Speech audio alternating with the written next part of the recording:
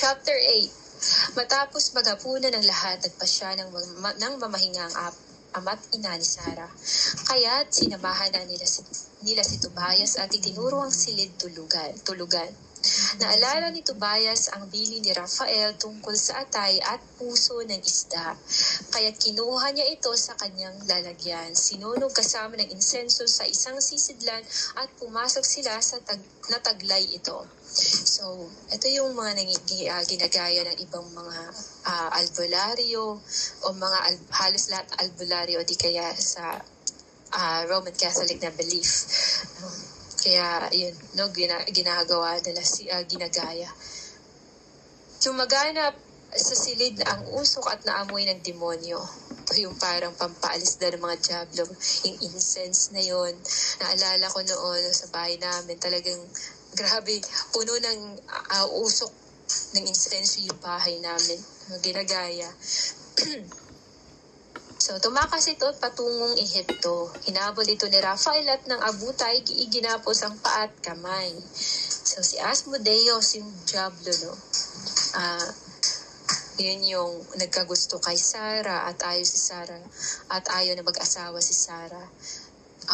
Kung hindi lang protected siguro si Sarah ni Lord Jesus Christ, ay marahil, no, hindi natin alam, mamaya maging asawan siya ng diablo, katulad ng mga nangyari noong panahon na inasawa yung mga tao ng mga fallen angels. Pero dahil protected kasi ang Israel, guys, mga Israelita, lalong-lalo na nagdarasal palagi si Sarah, may takot siya sa Diyos, at yun, palagi siyang pinoprotektahan ng Lord Jesus Christ. Kaya walang nagagawa si Asmodeus, kundi patayin na lang yung mga tao o mga magiging asawa ni Sarah. At ayun, panalangin ni Tobias nang mapag-isa na ang mag-asawa, bumangon si Tobias at sinabi sa asawa, bumangon ka, mahal ko, at manalangin tayo. Manalangin tayo sa Panginoon na tayo'y kahabagan at ingatan. Bumangon nga si Sarah at nanalangin silang dalawa. Ganito ang sabi ni Tobias. Yun nga, guys, ang pag-aasawa, hindi siya dapat based on the lust, kundi based from the heart, base of love, basta out of love, no? Hindi dahil sa flesh, hindi dahil nagkasama siya sa physical appearance niya, kundi sa puso. Si Adan ay tao na iyong nilikha, asawa niya si Eva, ikaw ang gumawa, itinigay mong katuwang para sa kanya. Ang isang katauhay sa kanila nagmula. Sinabi mo, di dapat mag-isa ang tao, kaya ating pagpasihan. Gawin natin katuwang na kaniyang kalarawan. Ang pag-aasawa, pinasok ko ngayon, hindi udyok ng nasa, kundi sa Panginoon. Tunay na matapat aking nilalayo, pure intention. Hindi dahil may pera, hindi dahil sa physical appearance, hindi dahil sa kung ano mga bagay na meron siya, kundi dahil sa puso. Mahal ang tao, hindi dahil sa ibang bagay. Walang masamang motibo, parang gano'n. Itong aming bahay naway magkaroon ng awa mo at lakas sa habang panahon nang hanggang pagtanda kami magkatulong. Sabay silang nagsabi, na, Amen. Sila'y natulog pagka-panalangin. Ayun nga, yung protection yun. So, napaka-importante talaga ang prayer, guys. Na minsan, natutulog na tayo na hindi tayo nagdarasal kasi nga tinatamad na tayo, lalong-lalo na kung pagod na yung katawan. So yun, dito natin makikita yung pure love ng soulmate. Hindi dahil sa physical appearance o sa mga physical na bagay, kundi talagang mahal mo ang tao, kahit yung imperfections ng tao. So, samantala si Raguel ay bumangon at tinawag ang kanyang mga alipin. Lumabas sila upang humukay ng paglilibingan kasi nga doubtful pa din sila na baka mamamatay na naman to. Buwaya at si Sarah. Di ba yung sinasabi ng iba na buwaya yan? Namamatay, magiging asawa. Di ba may ganun na tinatawag doon buwaya daw. Kailangan gawin ko ito, sabi ni Raguel. para tayo ay maligtas sa pangungutya at panlalait kung sakaling mamatay si Tobias. Nang mayari ang hukay, nagbalik si Raquel sa kanyang asawa at sinabi, "Suguin mo ang isa mong katulong na babae at patingnan kung si Tobias ay buhay pa. Kung patay na, ililibing natin siya nang walang nakakaalam." No? Siguro dahil sa masyado na silang napahiya dahil sa nakaapat na asawa si Raquel, si Sarah. Tapos yun, natatakot pa din sila or doubtful sila. Parang hindi pa din ata ito mabuhay. Magano'n. Parang baka mamamatay din ito katulad ng mga 7 na naging asawa ni 7 katao na naging asawa ni na ikasal kay Sarah. Ano ba yan? So yun, ang katulong na babae nagsindi ng ilawan at pumasok sa silid ng bagong kasal. Nakita niyang mahimbing na natutulog ang mag-asawa. Ibinalita agad ng katulong ang kanyang nakita. Sinabi niyang buhay si Tobias at walang anumang masamang nangyari. Dahil doon, pinuri ni Raquel ang Diyos ng kalangitan. Diba? Huwikan niya ang panalangin ni Raquel. "Pinupuri ka namin, O Diyos, buhay sa aming puso. Bayaang purihin ka ng mga hinirang, purihin ka nila magpakailanman. Dahil sa kagalakan ko, kita'y pinupuri, sapagkat hindi nangyari ang aking kinatatakutan." No, tinanggal din ni Lord Jesus Christ yung fear na meron siya din nagkakasala na din si Raquel.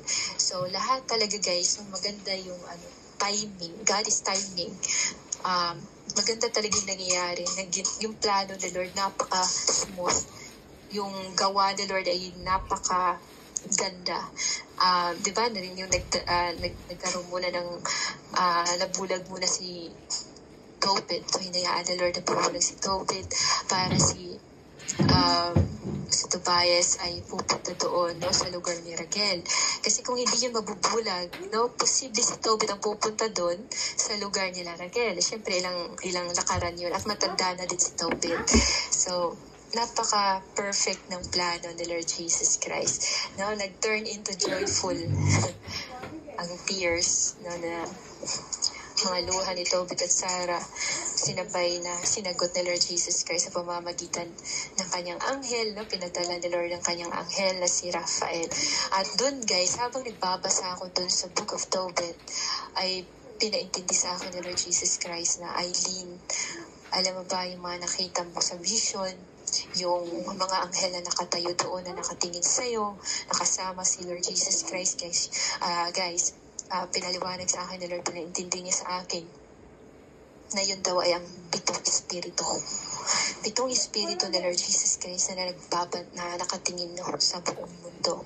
At yun daw yung nagdadala din ng mga prayers, no? Mga prayers na natin dinadala doon sa trono ni Lord Jesus Christ. Tapos sila din daw yung pinapadala para i-fulfill yung mga hinihiling ng tao. So napakagaling talaga ni Lord Jesus Christ, no? Napakaganda talaga ng plano ni Lord. Kasi tingnan niyo guys, ang kasalanan sa puso ni Raquel ay tinanggal ni Lord sa pag-fulfill ng prayer request ni Sarah at Tobit. So maganda talaga yung prayer meeting as a group, yung group, no, na nagdarasal, prayer meeting. Kasi mas mabilis talaga yung kasagutan sa dasal. Lalo na from the heart yung nagdarasal, hindi natutulog. No, hindi yung parang walang gana kang magdasal kasi malaki talaga nagagawa niya. So imagine, ang layo ni Sarah kay Tobit, pero nasabay dininig ng Panginoon yung panalangin nila. Yung mga tinik sa kanilang buhay, tinanggal ni Lord Jesus Christ, mga problema nila, tinanggal at pinagaan ni Lord Jesus Christ, Yeshua HaMashiach. Kaya, mas mabuti talaga magtiwala sa Diyos, no? Kasi kung wala kang Diyos, daranas ka pa din naman ng kahirapan dito sa lupa. Kasi we are still in the flesh, no? Pag nasa flesh ka, marami kang mga weaknesses, marami kang kahinaan, di ba? Tinagalog ko lang, yun, marami kang mararanasang kasakitan dito sa lupa. Kasi nga, we're still in the flesh. No, unlike sa mga spirit, they're powerful kasi spirit sila. They're created para sa mga unseen na mga bagay. Created for wind. Ibig sabihin may power. May power sila. Hindi sila mamatay ng katulad sa atin. Na hindi sila nagkakasakit. Di ba? Nagkakasipon, ubo, mga ganun-ganun. So, yun. Kaya maganda talaga ang magtiwala sa Diyos, guys. Kasi malaki talaga nagagawa. Nang mapag-isa ng mag-asawa, bumangon si Tobias at bumalik ako, guys. Wait lang. Dahil doon niya pinuri ni Raquel ang Panginoon Jesus Christ. Gustong sabihin sa atin din ni Lord sa story na to, na hindi lang dapat natin siya papurihan kapag hayahay tayo, guys. Kapag okay tayo, masaya tayo, o dyan lang tayo magpa-praise kay Lord. Parang gusto din ni Lord na lahat ng mga problema, kasakitan, excuse na mangyayari sa buhay natin ay ipagpasalamat daw natin yon. Kasi ibig sabihin may purpose si Lord na sa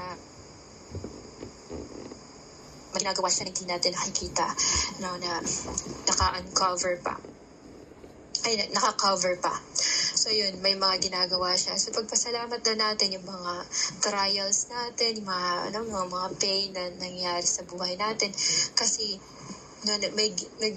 pinaprocess ni Lord yung mga bagay na ipapakita niya. Nagagawin niyang blessing. Siguro nakakasama tayo. Halimbawa, yung pag-aasawa. Tulad ng sa ex ko, hiniwalay ako ni Lord Jesus Christ. Dahil may mas malaki pala siyang plano. At kung hindi ako ginamit ni Lord, hindi rin ako makapag-reach out ng ibang tao.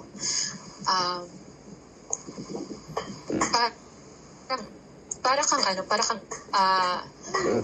unlimited na tawag ito, basta para kang water jug. Kaya maliit lang na instrument, pero na dumadalo yung tubig, unlimited na mula sa Diyos. Hindi ka lang basta-basta jar or hindi ka lang yung tipong instrument. Talagang dumadalo yung tubig, tas nakakainom din yung iba. Nabubuhay yung mga diba, nadadry na sa spiritual, nabubuhay sila sa spirit. Para ikaw ginagamit ka para sa a jar, nagayan tubig, kasi nagfo-flow, nakakainom, gano'n. So malaki pala talaga ang nagagawa ng plano, mas malaki na ang nagagawa ng plano ng Panginoon. Yung mga tears natin, yung mga pain, yung mga sakripisyo, yung mga pangungutya ng mga tao sa atin, malaki pala talaga nagagawa niyan.